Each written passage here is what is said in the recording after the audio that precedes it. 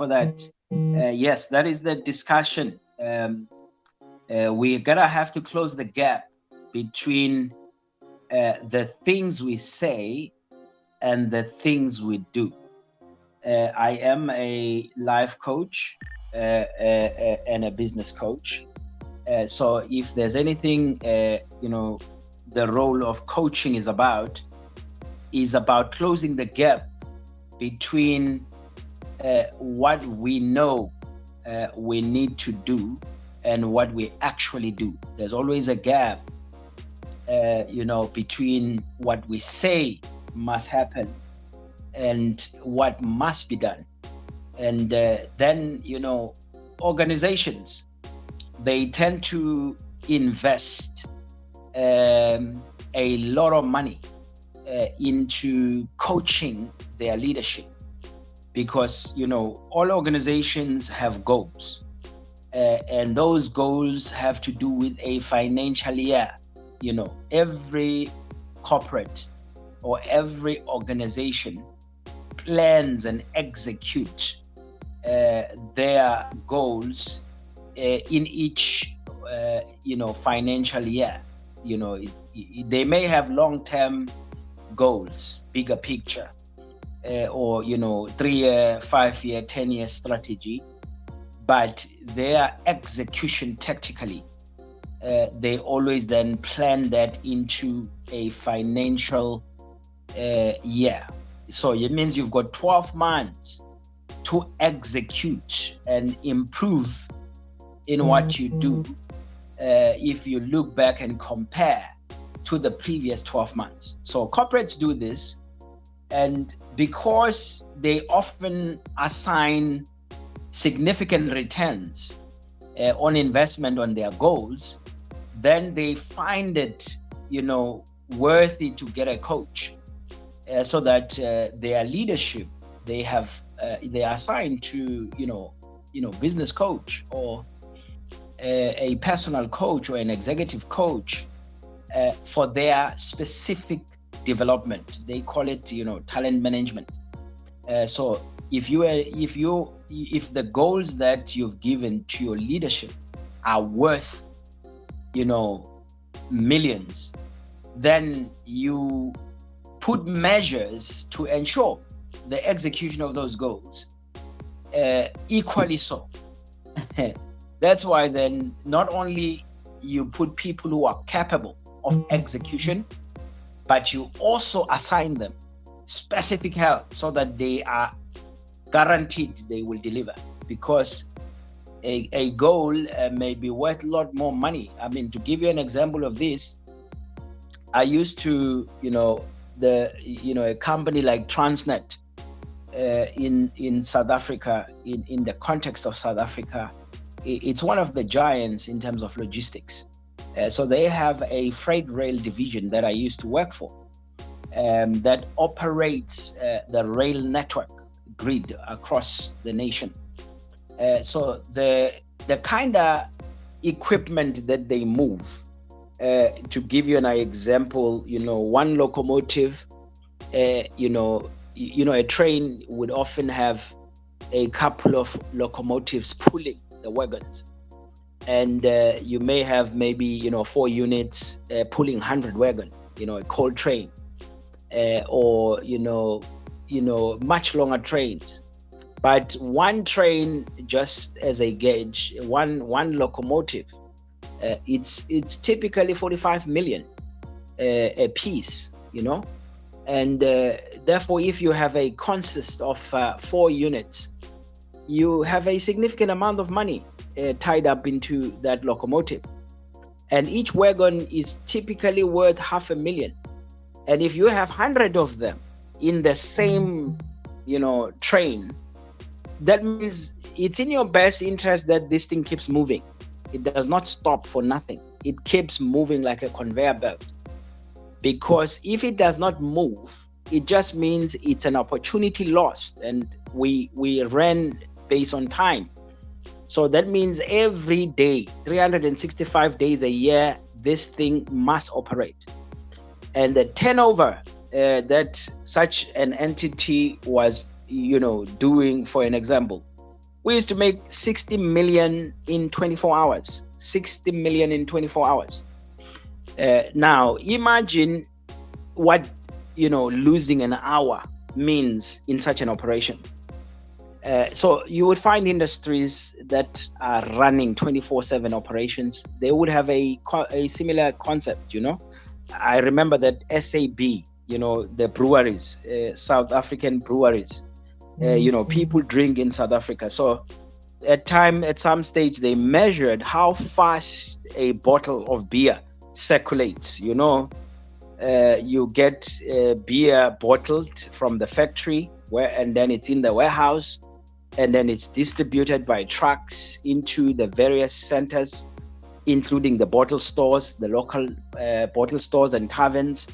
And then from a client buying that bottle and drinking it and returning an empty, on the crate, back into refilling. They used to measure that, how fast this bottle turns around. And at some stage, it took only 6 days. 6 days from a bottle being filled in a warehouse into circulation, into a ship bin or into a tavern, and back to the factory again for refill. That means, this was, a study done in South Africa. So that's how fast South Africans drink. They keep this bottle turning, being filled every 6 days. So now you can imagine, if you are thinking at that scale, that means every second is money. It's an opportunity to make and generate revenue. But the question is, everybody's, time is worth something in reality, because everybody has a limited time when you live. I mean, you are born, you die. Every human being has a time frame to exist. Now, if there's anything we all have in equal measure, all of us are given time. You can't now complain and say, this one, King Kabbalah here is given more hours a day than me. So I can't complain and say this one is having more. There's an injustice. There's an unfair practice. That's the only thing we can argue. Everyone has 24 hours. Everybody has 24 hours. It doesn't matter what part of the world, what part of the continent.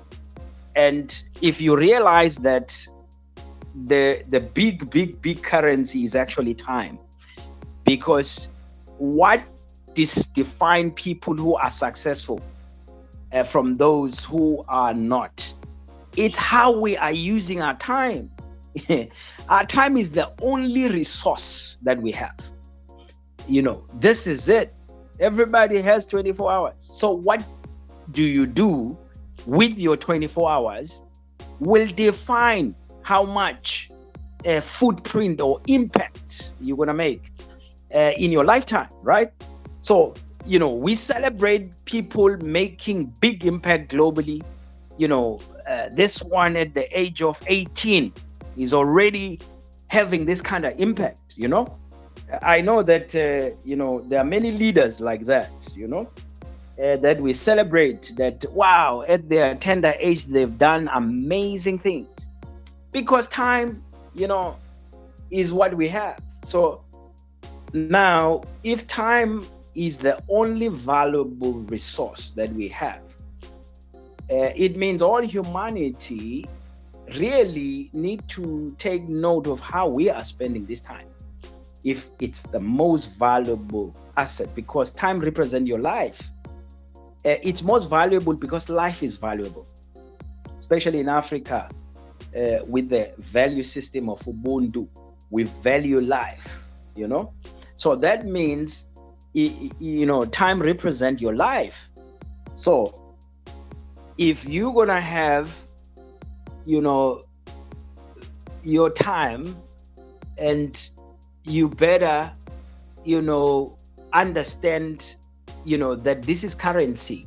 If I don't use it, I lose it. In other words, every second that passed by, and you did not do anything productive or any impact in your life or in the lives of the environment or people around you, it's literally a second lost, and that has nothing, no value in it.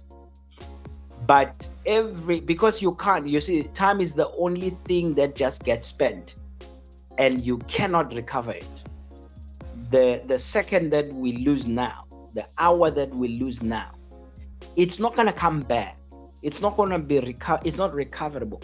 You can't, there's no damage control for it. You lose it, you lose it. That's it. So it's really, it's something that talks to opportunity costs. What could I have achieved? Now, high achievers are people who feel and consciously manage and decide and choose and prioritize what they do with their time. Because, everybody has goals. So everybody, year on year, you make resolutions, you make goals. People have, various categories of goals that they make. So we all have, perhaps if you divide a human being into the various categories, in your components, you have a physical body. So what kind of goals yet you need to achieve as far as your body is concerned? That is also important, because if you talk about what you need to do as far as your body is concerned, that has to do with your health. That means if you don't, execute any goals as far as your body is concerned, you may reduce the very time currency that you have on earth, and therefore you may underperform, right? So that means your body is as important, because the longer you can live, the longer you have currency that is called time, and the longer you can execute meaningful things. And you have more. The more time you have, the more you can do. But if you have shorter time, then you can only do so much. So that means every human being, just by mere existence, you do need to have some goals that have to do with about your body, your health, because that's it. Your life depends on it. But if you've sought your body, then you've got other things. You've got your brain. Your brain is probably the most important asset in your whole. Well, it's a second most important asset in your whole system, because others will tell you that your digestive system is your number one critical organ in your system. It has to do with health. It has to do with what you eat and what you feed your body, because that whatever fuel you put in that system, it will make sure that you have all the vitality and long life. If you don't eat right, you will be sick and you will shorten your life. So that's why digestive system is really probably the only thing that's really support your life so much. What goes into your mouth, whatever goes into that system, whether it's water that you're drinking, whether it's food and nutrients that you're having, it matters. But once you've taken care of the body, then you do need to have goals to do with your brain, right? So one thing that is really, really, really, really genius for everybody's got is a creative imagination. So every human being, contrary to what some scientists wanted to suggest, that other people are inferior to others, there's no such a thing. A brain is a marvel. Human brain is a marvel. And you then tend to have some goals. What is it that I am going to write in my brain during the time I'm alive? What is it? So what learnings, what things, what routines, what practice? Because your brain works on neuroscience. It means practice makes perfect. The more repetition, you become a professor in any skill, in any field. Whether it's you want to be the best striker, whether you want to be the best guitar guitarist, player, whether you want to be the best golfer, you have to practice, spend hours. You are conditioning your whole system, but you are recording that in your brain. Your brain is recording a program that makes you a champion. Now, that means you will have some goals that have to do with your brain development, right? Because everybody is here to grow and learn. And so fortunately, we learn from others. Human beings learn from others. You observe your parents, you observe your neighborhood, you observe in schools, in your environment, whatever you smell, you see, you touch, you taste, you hear language, and you see color, and you're learning. So that's so you will always have goals, because if you don't, so the difference between a genius and someone who's underutilized or underutilizing the brain is that, if you were to cut and dissect a genius brain, you'll find a web of network of neural paths, because the more the spider web or network in the brain is, the more active your brain is utilized. But if you are just, experiencing one or two things in 24 hours, that means that your brain is really underutilized. If you are, for instance, certain jobs, like you are a car guard. Now, if you are a car guard here in this call, apologies, but I'm just wanting to make a point. I don't want to undermine car guards. But let me tell you, if you're a car guard, you're just sitting at the gate for 12-hour shifts, doing nothing, opening and closing a boom gate. Yeah, for other people, you are providing a useful service, but really for your brain,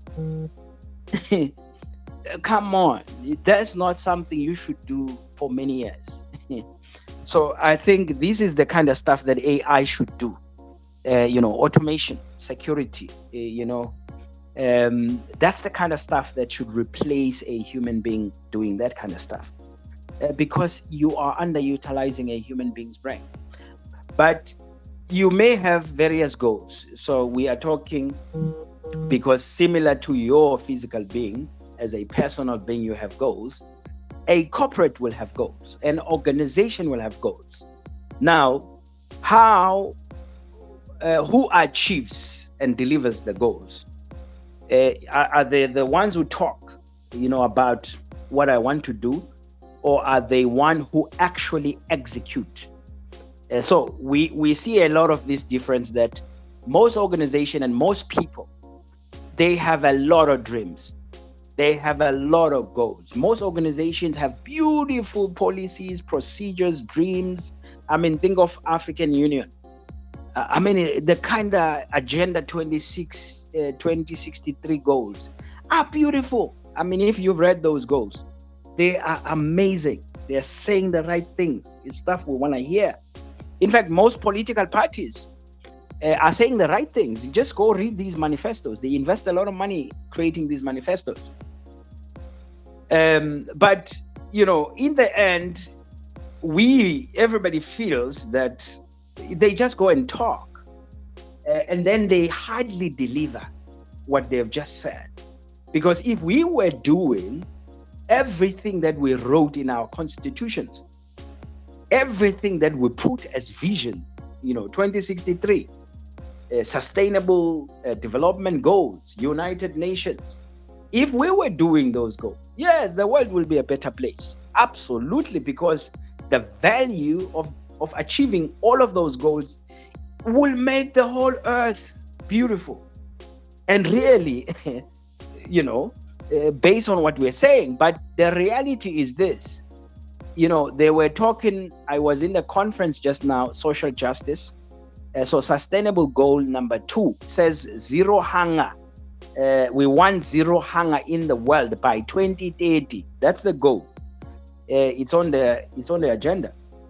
Now, obviously, there are other goals, similar to, perhaps greener, global warming, commitment to emissions, CO2. How are we going to slow down these things so that we change the current trajectory. We are going for global warming, for destruction. So what we need to do as governments? So they're saying nice things, but everybody is saying there's no way we're going to execute. So they say 70% of these goals will not be achieved by the timelines that are set. So what is the challenge here? Why is it that we are creating goals? They are beautiful. I mean, we use our brains, creative imagination, we write these things, we put them, but they are not done.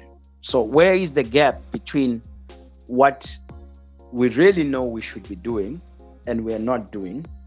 That gap. As a result of all of these things, it is said that the graveyard has you're probably the magnificent ideas that are buried, the dreams and goals that have never been executed.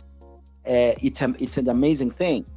So how do we now transition from talking to execution, into working the things that we need to do and get done?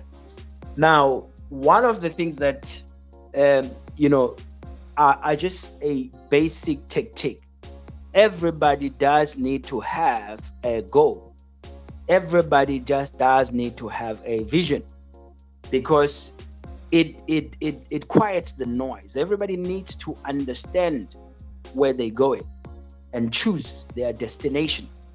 So if you know you're going to Johannesburg from Cape Town, or you want to go, this is you want to move from Cape to Cairo, if you know that is you want to spend the rest of your time, your 8 years of life, moving from Cape to Cairo, then that gives you direction.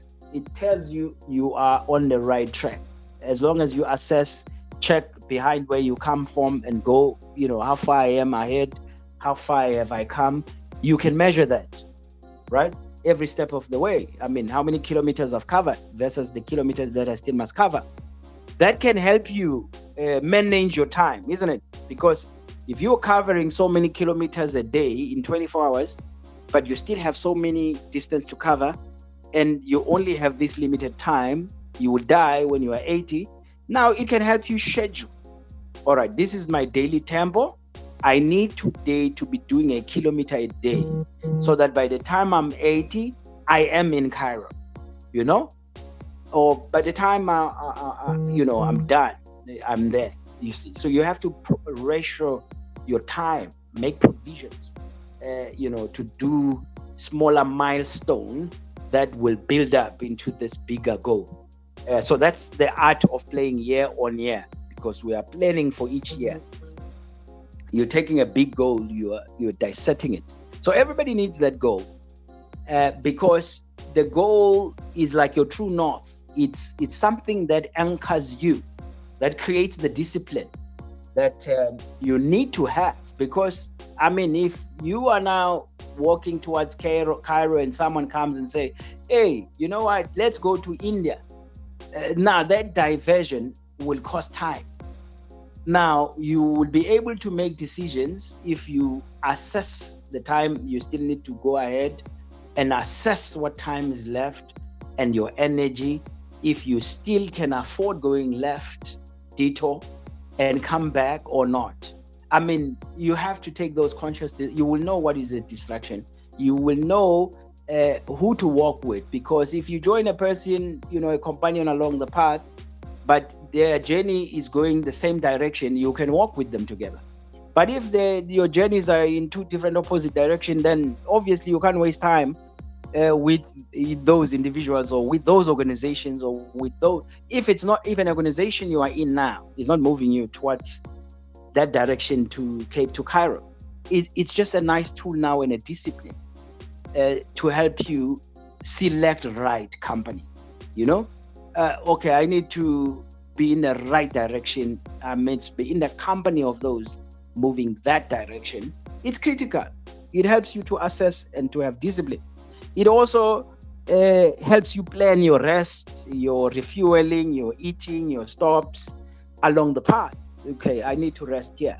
and I'm going to rest here. I'm going to sleep over here. I'm going to camp here for how long before I move on. It helps you manage so that life is not the one that is just taking you by surprise, but there is a blueprint and there is a roadmap that is already work in progress.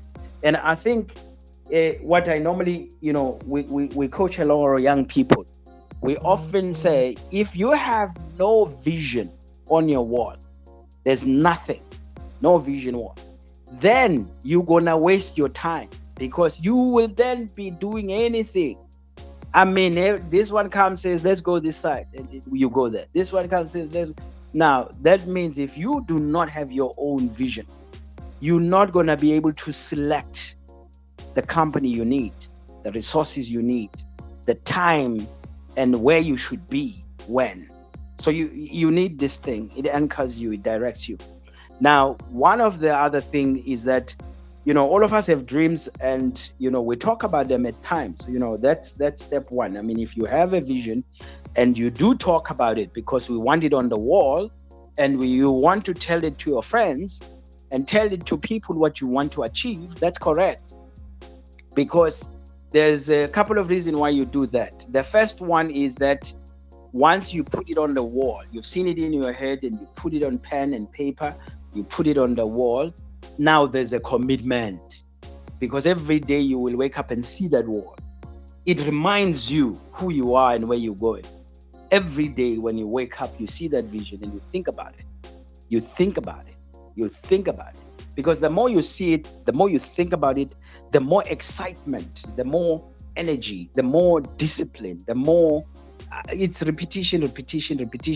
The more neural paths are becoming stronger and stronger in your brain about that vision.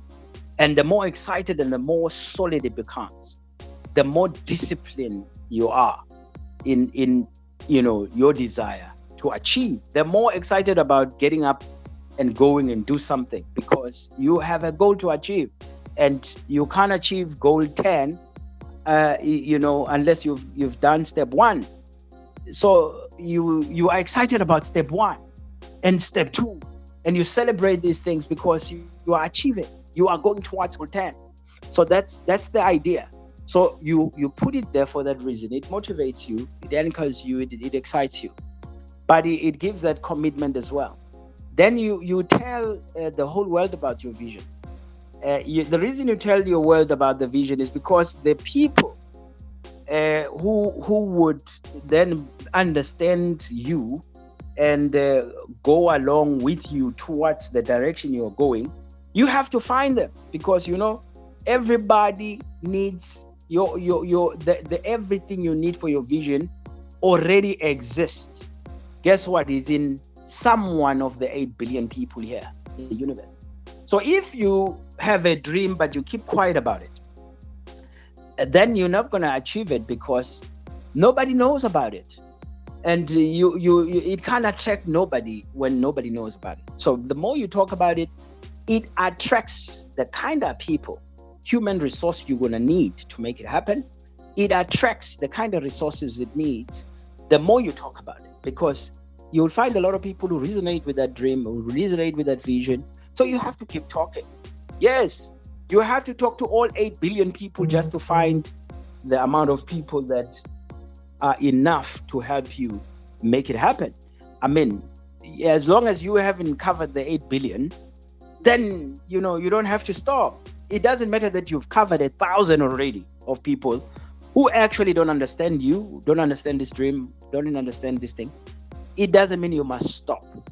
It just means you have not covered 8 billion. Among the 8 billion, I assure you now as I speak, that the execution of your dream, the resources it needs, whether it needs human resources, whether it needs other components of ideas, whether it needs financial resources, whether it needs tools and things, whether it needs location, it is already in existence. It's here. It's not going to come anywhere else. It's not going to drop from heaven. It's not going to drop or suddenly appear. It's already here on earth. We already have the earth. We must share it. It already has adequate resources we all need. we already have the skills and the expertise we need. We already have everything we need to do that kind of vision you have. It's already here. So the only thing is to take it to the ends of the earth. Tell everybody, so that you find the people who will support it and help it to make it happen. Now, a dream, one of the big challenge with a dream, which then often is the issue. You see, like the politicians, just like African Union, just like everybody else, if your dream is in the air, is not grounded in terms of calendar, because you only have limited time. I mean, you have 24 hours. So if you have 10 dreams on the wall, they now practically need to fit in the only the 24 hours. Now, let's just face it. Everybody must rest. You will minus 8 hours of that 24 hours. You must rest, because your body needs to recover.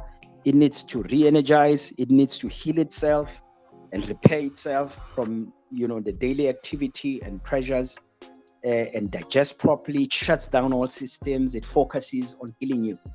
That's why you need that nice deep sleep. If you don't do it, you will be stressed. You will be anxious. You'll be anxiety. You will have lots of problems in life. In fact, you can die if you don't sleep properly. So it's important for your body, for your health, and for your healing. So you minus that 8 hours. So now you left with 16 hours. Okay, 8 hours of that you are spending. If you are in a career, you are working for Buzz John or anyone else. You are serving someone else, because that's what we were taught to do. You're not working for yourself. You are selling your time to someone else. Everybody is having a job, is just doing that, selling his time for someone else's vision. That's what it is. And then you are left with 8 hours, and that 8 hours you need to split it between your family, your responsibilities. If you're married, you have kids, you're a father, you're a husband. I mean, you have to balance all of those things into that time that is left. So where will you feed your dreams that are eloquent on the wall? So that means at some stage you do need to make priorities, right? Because that's why you may have 100 things you would like to do, but you prioritize what you need to do this year, and then next year this one, and then next year that one. That's why you break these other items and schedule them and put them in the calendar. So the calendar, every dream needs to have a date, and it needs to be on the calendar. And here is the rule: if it's not on the calendar, it's not going to be done. So we would love to see Africa united. All of us, all Pan-Africanist movements would love. In fact, we are vocal. We're talking about this. All of us. You can go in every group, in every video we share, in every news article, in every video talks, critique about our government, critique about the West, critique about everything else. We are all saying Africa must unite. When exactly do we see this Africa uniting? I mean, okay, how does it start? What is step one for this Africa to unite? So one of the challenge is that we all have an idea we want Africa to unite. But okay, so when? What's the calendar? What's the timeline? What's the commitment to that vision? So that it has the kind of commitment we need. Because you can't say, I want Africa to unite, and then the rest of the 24 hours a day, there's nothing in that. There's not even an hour. There's not even a minute that talks into Africa must unite. I mean, how important is that dream? What is the value of a united Africa in this generation, in this hour? What is the value? What is this dream worth? What price are we willing to pay for us to realize this dream? Because we can't just be talking, but doing nothing in each 24 hours. Is this dream of uniting Africa in our calendar, in our 24 hours? If it's not going to happen. It's just not going to happen. We can talk about it until we are blue. We can pray about it until we are red. We can do whatever we want. But if it's not on the allocated today's schedule, 24 hours, if it does not feature in our 24 hours, there's already a problem. But even if it features in those 24 hours, what exactly, is the shape and form of how it fits? Because it's one thing to study and research, know the history, know the past, and know the challenges, know the enemy, know the government, read about news, that. Now, that's not reading about news, watching videos in YouTube, attending conferences, and coming into a class, in a Pan-Africanism class. It's good for knowledge, it's good for awareness, but it is not action. Now, when you walk away from a Pan-African class, or from a conference, or from watching a video, then what do we do about the information that we have just received? How is that information integrated into our calendar so that a decision and a timeline and a commitment is made? So we want this Africa to unite. Okay, when would we like it to happen? We propose that we should now change our goal and say, in fact, we are preparing a conference in December, where we want to pull all the Pan-Africanist groups and movements into one room and say, guys, the only issue we need to answer, what will it take for us to make a resolution and execute it in 2025 to see our people achieve this critical mass that is required for us to have our solidarity by the end of 2025, by December 2025? What will it take to do that? Because if we make a resolution this December that we have 12 months to execute, so what do we need to do? Month 1, month 2, month 3, month 4, month 5. What is it that we're checking? How far are we? We know there's 195 jurisdictions globally. We know we're even giving tactics and KPIs and saying one person speaks to 20 people. How long does it take to talk to 20 people? Maybe 1 week, maybe 1 month. So if the commitment is that it takes 1 month to talk to 20 people, to train them, to coach them, to agree and make a resolution, guys, we are doing this thing 2025, then go and talk to your 2025, repeat this thing. We know that in 7 months, by 7 months, we will break the billion. We will reach the billion if we trigger this process in all 195 jurisdictions. I mean, there's a KPI, how far you are. How many nations have you covered today? How many people do we have in the Pan-Africanist movement? Do we have 1 million? Do we have 2,000? How far have we achieved our talks? How far? Because we can't say, I don't know. Saying I don't know, it means I'm not aware how many kilometers it takes to move from Cape to Cairo. It means I have not studied Uguchi. Actually, it's X amount of kilometers. And therefore, to reach X amount of kilometers, if I'm traveling by bus or by train or by plane or by car, it needs so many hours.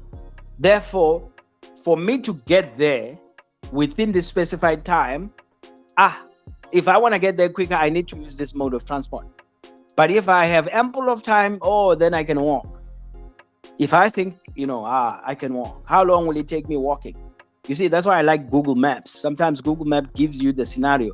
If you want to walk, you want to catch a bus, you want to call an Uber, you want to drive, you want to use a motorcycle, it gives you the scenario.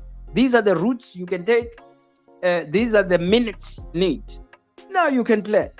You have an intelligence that gives you that. Now, what is the intelligence do we have as Pan-Africanist movement?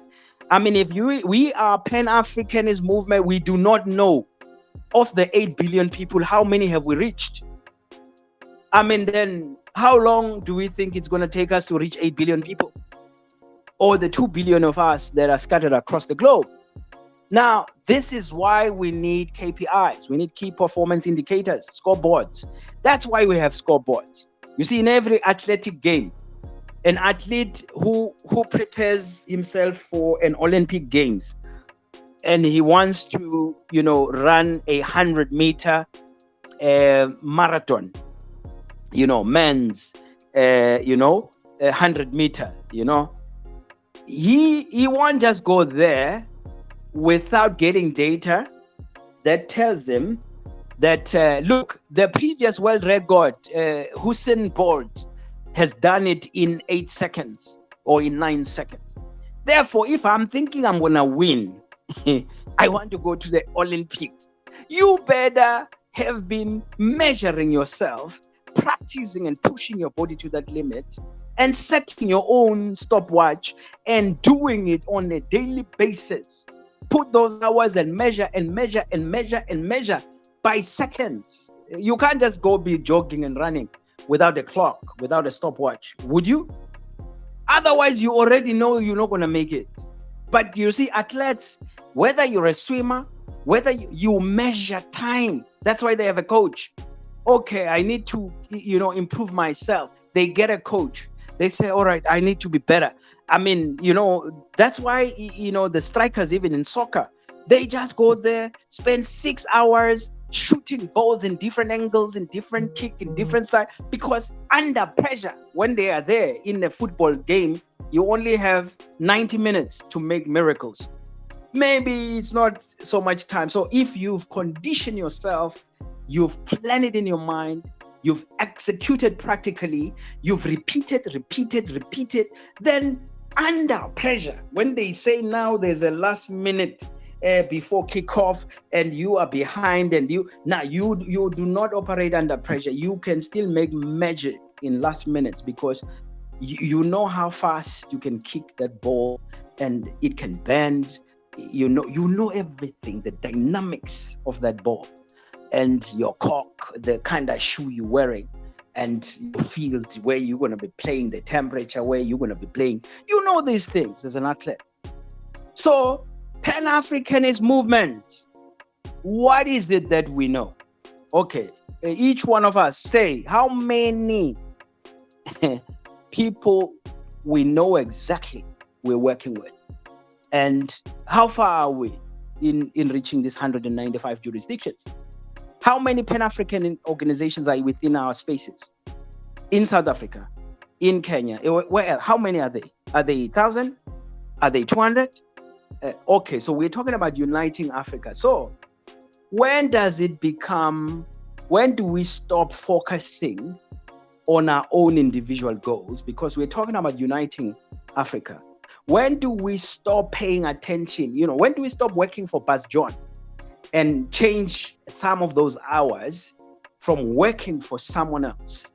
Working for Western multi-international corporations, brands that we are speaking against as Pan-Africanists. Chinese this, Russian this, American this, European this.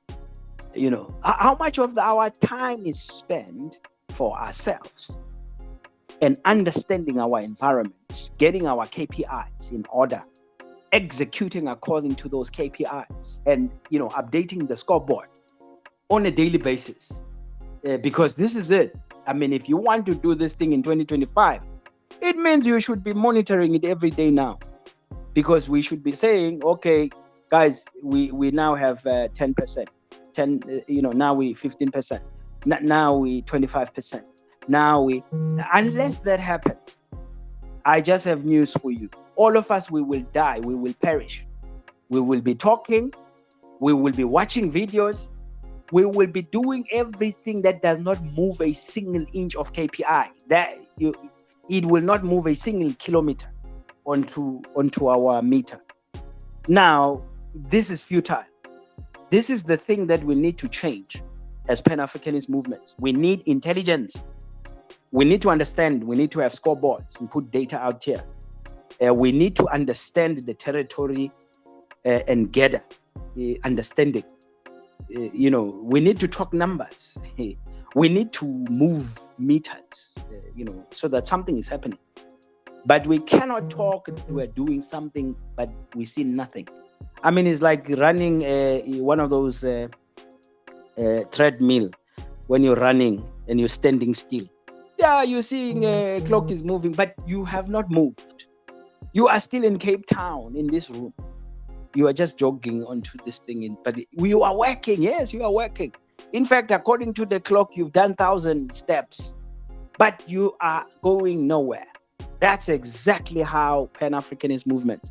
We are busy putting hours and hours into research, into studying, into conferences, into meetings. We are busy talking, but we are not doing. We're not moving a step. So because we're not measuring and monitoring a step. So I think maybe that is the proposal for me, is that, we need to change the attitude. We need to no longer count how many hours we've spent studying. We need to now change KPIs and say how many hours we've spent a day execution, moving steps, moving a meter, adding numbers, collaborating with other organizations. We should be saying now we are partners with 102 organizations. Now we have a total strength across those 102 organizations of 10,000. Now we are in this jurisdiction. We've got strength there. We've got strength there. Now we can do this there. We can direct this there, these resources, this initiative there, because we've got strength. We've got collaboration there. Now that is unity. That is unity.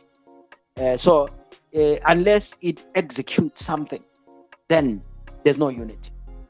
We are busy in our own corners doing things, and we come back, we've done nothing. So I think this is the proposal. But anyway, the floor is open. We do have to reflect and say to ourselves, look, we need to do this thing 2025 agenda. So what would it take? What do we need to change in the last 2 months so that we are no longer in the mode of consuming news and consuming videos and consuming whatever, but we're in the mode of converting every one of those hours into action. If we watch a video, you get out and you do something, what that video says. If you read a book, get out and do something that book says. If you attend a conference, get out and do something that conference says. Otherwise, when you come to the next one, you should have finished all the activities of the next conference. That's the agenda. So how do we get it done? So I think I just say, you know what, everybody needs a scoreboard, and we need to be measuring what is important, and we need to be knowing that time is valuable. We have to be spending it decisively, and we have to prioritize, because if we think African solidarity matters, that means we need to invest time into that, and not just talks but action. So that's where I'm going to pause so that I hear inputs. We love inputs. We love various angles of looking into the matter. So feel free to contribute. Back to you, King Bala.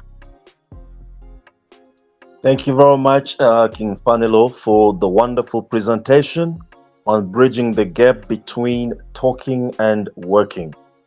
As you were concluding, I was just reminding myself of a brother of mine who used to go to church. He would go to church and then go home and stay for about 6 or 7 months before he can go back again. And when you ask him, why don't you go to church regularly, we tell you that I still need to practice everything that they preached last time.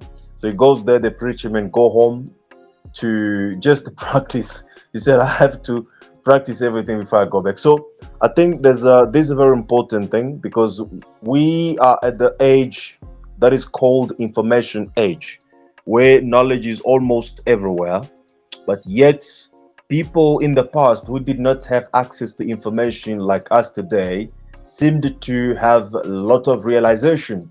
Myself personally, I'm always amazed by someone like Marcus Garvey with the United Negro Improvement Association, UNIA organization, at the period where there was no internet, there was no smartphone, but they were able, he was able to build $1 million organization to have 15 million members. So that just tells you that information is not what really locks us behind, but is actually the application of that information. See, these people had little information, but had more practice, more work. Let's talk about more work. So today we are at the age where we rely more on YouTube, rely more on Google, even to think for us. But when it comes to actions, it becomes a problem. That's why we do little in terms of our realization. So, that being said, the mic is open, the floor is open for those who have comments or questions in terms of the topic and what has been shared with us today. This goes from individual perspective to organizational perspective. If you cannot do it individually, you cannot either do it within the organization. So as individual, we need to be able to fill the gaps already, so that even when we are in the organization, we perform excellently. People always say that we knowledge is power, but I believe that knowledge is not power. Knowledge is only a potential power. Knowledge becomes power only when you practice it. And that's the reason why many people die with the lung polluted with the cigarettes, or polluted by cigarettes rather. While they were smoking, and on the cigarettes package is written really that the cigarettes is dangerous to your health. You see, people know what to do to lose weight, for example, just an example. But there are a lot of people who are obese, not because they don't have knowledge; they have knowledge. But what matters is not how much we know or how much we argue, but is how practice or how practical we are with our knowledge. So, who goes first? Otherwise, I've got Nana on top of my list here. Nana, if you hear me, please unmute yourself and greet us. I don't know if you have anything to say, any comment. Otherwise, just greet us, tell us where you are connecting from.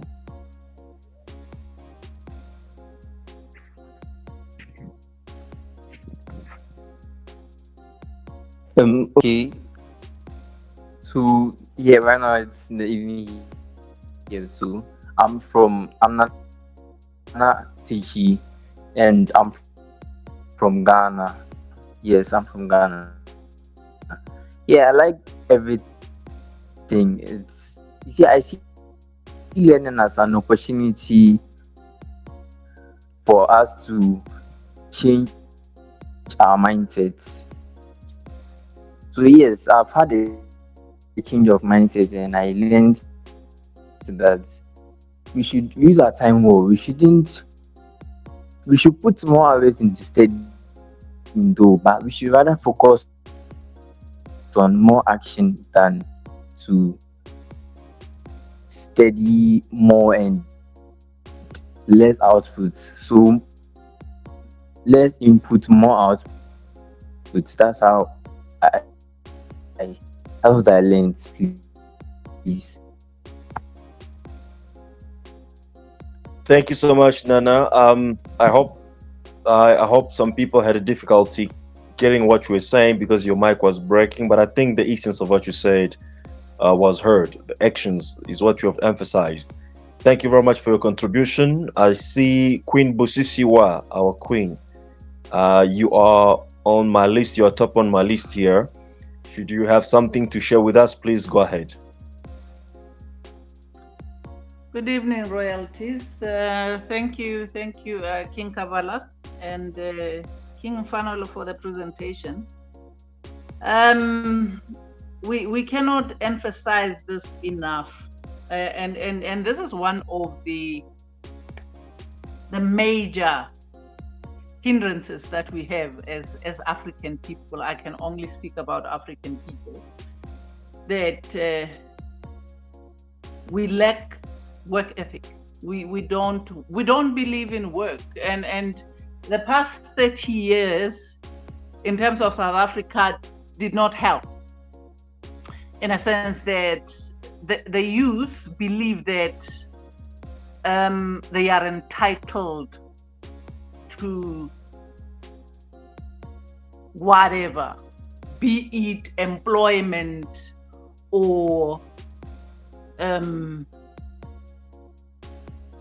the type of life. They call it soft life, hey? They call it soft life. How they came about to that, I'm still in shock. So if we have the youth that think that money grows from trees, somebody will come from the West, those that have stolen from our continent, and come and bring the money back that they have stolen, we need to record that we are in serious trouble. I'm talking about the youth. There is no work. Our youth do not want to work. They are all inundated with social media. All of them want to be rappers.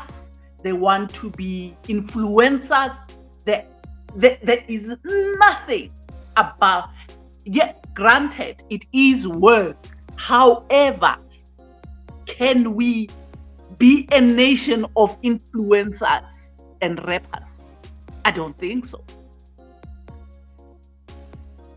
We have our work cut out for us. At the moment, I deliberately would like not to be presenting anything until such time I have worked and I am able to say, ever since I have joined ACUP early 2024, this is what I have achieved with the lessons that I have learned from ACUP and the Free Minded Academy. I've been talking to King Jehovah's and several times we are discussing my thoughts, because I bombard him with what I'm thinking. And one thing that I am cautious of is just talking, because I can talk for 24 hours. However, having been an actor who needs to prepare to go on stage and perform and have impact and convince your audience that the story that you are imparting, the story that you're telling is true. In order for you to be believable, you need to produce believability. So what I am saying, and I couldn't agree more with today's topic, to say we talk more than we work. And having 24 hours in a day, it sounds like a lot, but we as African people, unfortunately, we have been socialized and brainwashed to waste time, and we think that we do have time, and yet we don't. We are focusing on nonsense the majority of our time. And I'm referring this to the youth, because that is our future. If I were to talk about my generation, I'll probably die of a heart attack, because we are worse. We still have time to re-teach the youth to come back home and take responsibility for their land. The youth is lost. In a day, as a youth, And I am talking about, if I were to remember when I was 18 as a Pan-Africanist, 18-year-old Pan-Africanist, I always shudder because I realized no one in my surroundings was able to say to an 18-year-old Pan-Africanist that you are on the right track if you follow your beliefs. You would be able to turn this continent around to a point where you are a Pan-Africanist, you know what you believe in. However, the whole world around you does not believe in what you believe in. How do you not see yourself as the mad one? And fast forward almost 60 years. I am almost 60 now. And what I believed in and what I had known at the time, that what we need to do is to get up and work the land. Literally, figuratively, and practically. We had leaders that would be on podiums on a daily basis. However, the concept of work slipped through our fingers because we are focusing on status. And status that we are focusing on has got nothing to do with us. It has got everything to do with us looking like them, living like them.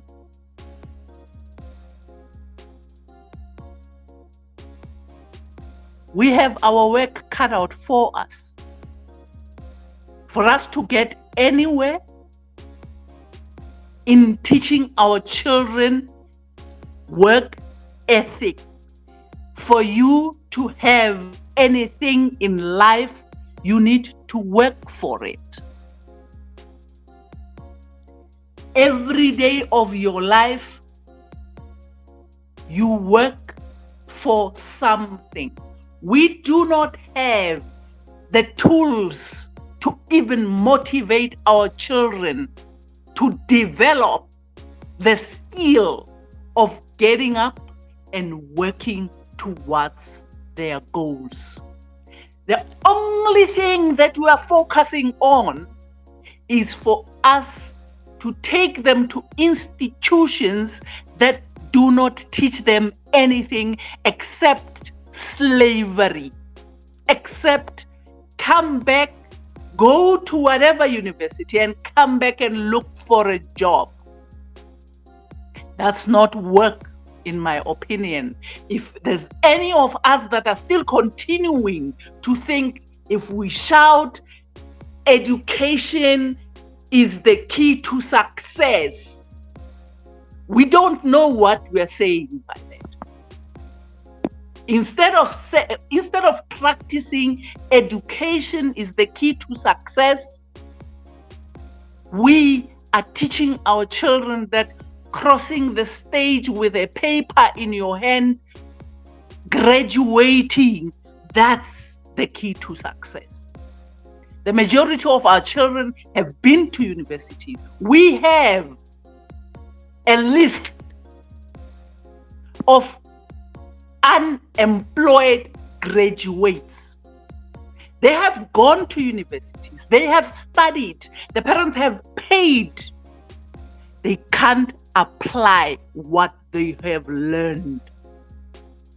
And what they have learned, they're gonna need to develop from home from their own homes, not the institutions that we have paid so much money to. The skills that they will develop from home, those are the skills that will get our countries working. I shall pause. Thank you, royalties.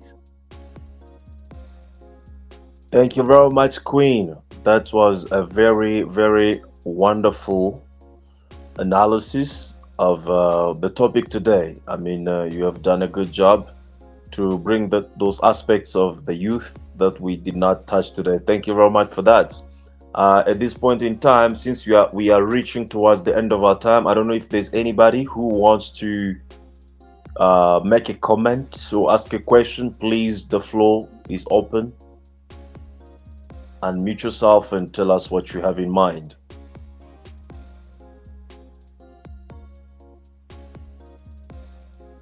All right.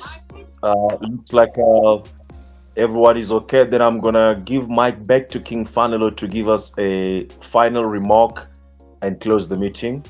King Fanelo, the mic is open. Oh, all right. Handsome Musiwa, please go ahead. Okay, brother. To my side, is just a comment of what you were discussing. I have read the comment from our Queen, especially when we were talking about Africa. Our friends from the West, they treat us as a slave. They still have that mentality that we are not a human being. That's why we're still suffering up to the extent that they are mocking us. They are printing money there. They are printing a lot of dollars. Why they're printing? They're saying we have gold. We have gold reserve. But when you look for Africans, we have a lot of gold in our soils. So it could be the ones claiming that we should print money. But they are there claiming the ownership. They are printing dollar. They are doing everything they want to do. But we Africans, we are suffering a lot. As we are talking today, when we are talking that we are not showing up action because we are poor. Although we can voice up today, or even visit my home, you find that I cannot take it to another level. So our heart plays a big role. Our willing is to achieve. Our situation is to serve. So as we are doing today, maybe tomorrow we'll see an action. The best way is to put leaders that can bring revolution. But without revolution, there is no peace. We can keep on talking. When we're talking about democracy, when we're talking about parties, nothing can take us anywhere. Nothing. Why? The system is corrupt and the system is there to torment us. So it's better to go for revolution. Either we'll go poor, but that poor will make another step for another generation to enjoy freedom. Because our friends are talking to us, they're addressing to us in the way they're addressing their servants. So we need a quick action. So we need to betray. We need to move the spirit of betrayal. When we're doing in our way, we need to love first. We need the cooperation that can take us somewhere else. But if we'll be thinking of our businesses, if we'll be thinking of our relationship, if we think about our licenses, our certificates, you think of our PhDs. When we're coming to unity, some say, this violence will never cost me anything. I'll roast ABCD, I'll roast the relationship, I'll roast the business in international market. That's why we're making good speeches, but nothing really happened on the ground. So that is just my comment that there's a need of revolution. Revolution never mind. A loss to loss, and we build up another great kingdom. We have that experience. They build that kingdom from the mess. So when the mess comes in is when we will start building a kingdom. This is what I want to comment. Thanks, brother. Thank you very much, Brother Handsome. You are spot on by stating that democracy is no longer working and whatever else that they've brought us, it's time for revolution. What I'm My comment to you is that let not expect this revolution to come from a particular leader. As you said, we need leaders that will bring revolution. When a leader brings revolution, it brings it for himself. But this revolution must be the revolution of the people, and it doesn't require you to do a lot of things except finding somebody else who believes, who suffer from what you are suffering, unite and design a plan and begin working as a revolutionary and join the movement that is actually also championing the same goal. That's how you find yourself empowered. When you find yourself in the middle of other people, you find yourself empowered and encouraged to do some actions. So that's my only thing. So this revolution must be really of the people. And the other thing that I want to say as well is that let us not think that because we are poor and we are suffering we cannot do actions. Actually, it is during the time, a difficult time like the ones we are going through today, that actions are required actually, because as it was stated by one of the scholars, I forgot his name. Hard time produce strong people, and the strong people create easy time, and the easy time eventually create lazy people. So when times are hard, that is when strong leaders, strong characters emerge. So therefore, don't don't let the poverty or whatever conditions of hardship that we are going through prevent us from taking actions. This is a time of actions more than any time else. Thank you very much. So we are handing the mic over to King Fanelo, unless there's a last person that wants to make a comment. All right, King Fanelo, over to you. Thank you very much. Thank you so much, King, and thank you for all the kings and queens for those comments. And yes, we it's time. And I think what is expected when we walk away from this discussion, I would love each of you to take seriously what we've just discussed and say, look, I need to reschedule my 24 hours. I need to invest a specific time into the unity of Africa. Because let me just tell you this, all of our goals as African people, if we are put on the global arena, at this point in time, we are on the bottom of the food chain. At this point in time, we need to flip that triangle, because the reality is we've got everything in our favor as Africa right now. So we need, therefore, to use that, our strength, and flip that triangle over, and take our rightful place on the global arena. There are winds of change on global superpowers, and nobody is calculating Africa, what it might do when it is united, because nobody is imagining it can be done. In fact, no one is imagining it. Therefore, I would like us to shock the world. 2025, I like us to make a resolution that we will be the generation that will achieve the critical mass that will shake the entire earth in its core, that will flip the triangle so that Africa becomes a key player. We're gonna be the referee of the world, because we are the one who have and who will emerge with the highest human resource.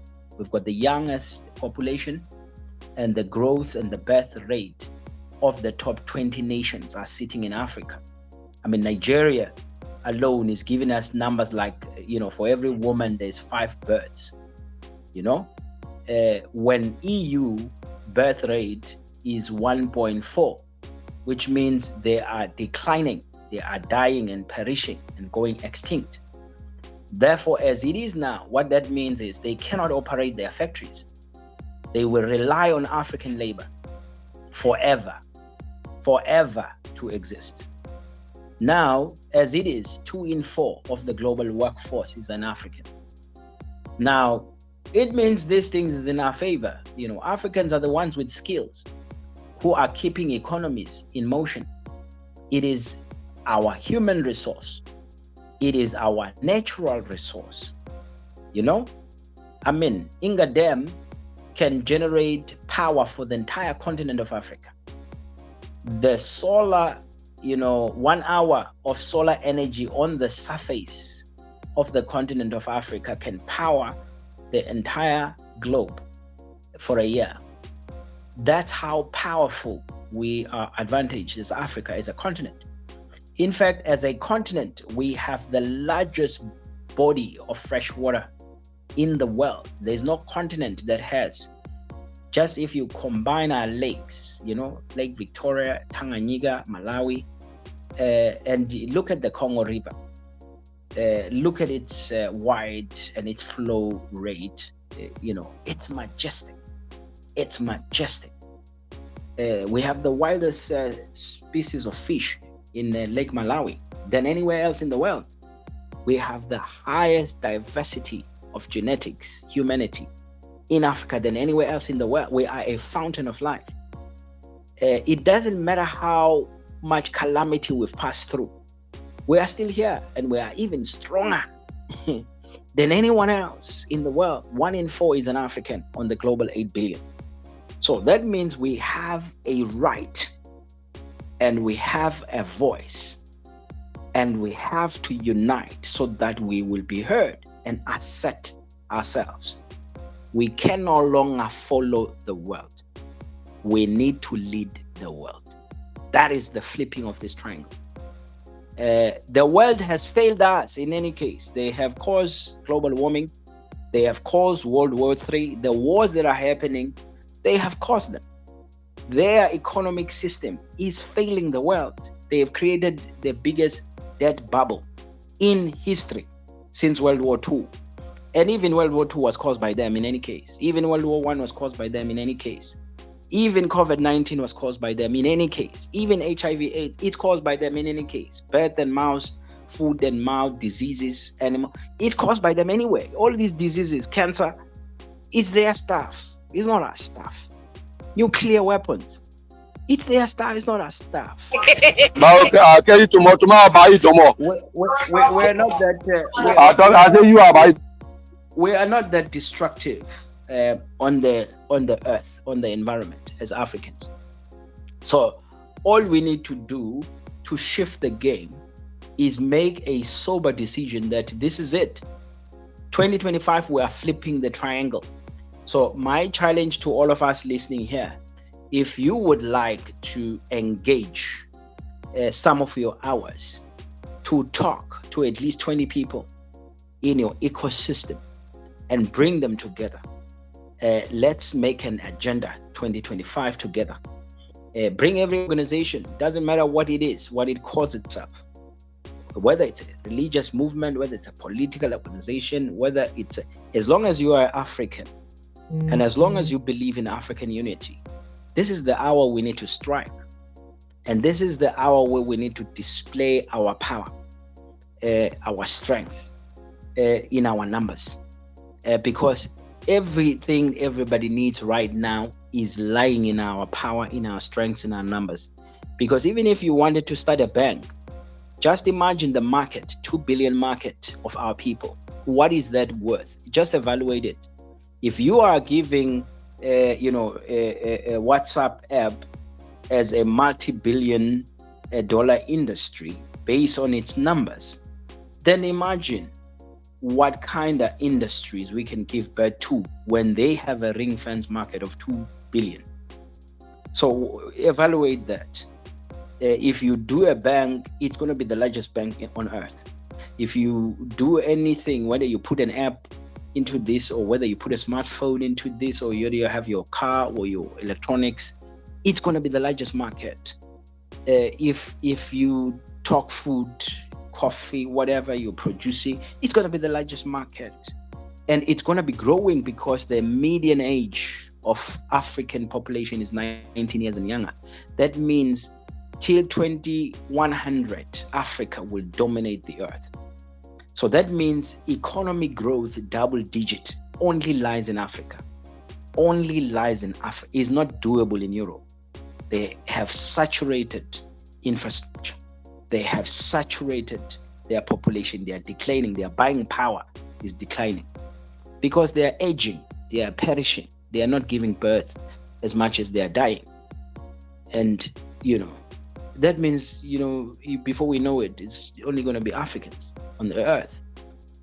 So let's organize ourselves and rescue the earth and help ourselves and restore our true worth and identity and Ubuntu as a culture, as ideology in everything we do, whether it's governance or it's education, it's commerce. It must be based on our ideology, not on foreign ideology. So that is if you are feeling that you are ready to do that, please inbox me. Let's talk on the site. I want to acknowledge the wide generation that we have here. I know we have King Arnold here at 70. We have our Queen at almost 60, and we've got the young. I love this. This is how it should be. Generations sharing knowledge and empowering each other. In fact, it's encouraging to see all three generations in the same room talking about this, because that's the handover. So it's time we do this thing, and we appreciate this, and we appreciate each and every one of you who's making this commitment to be here.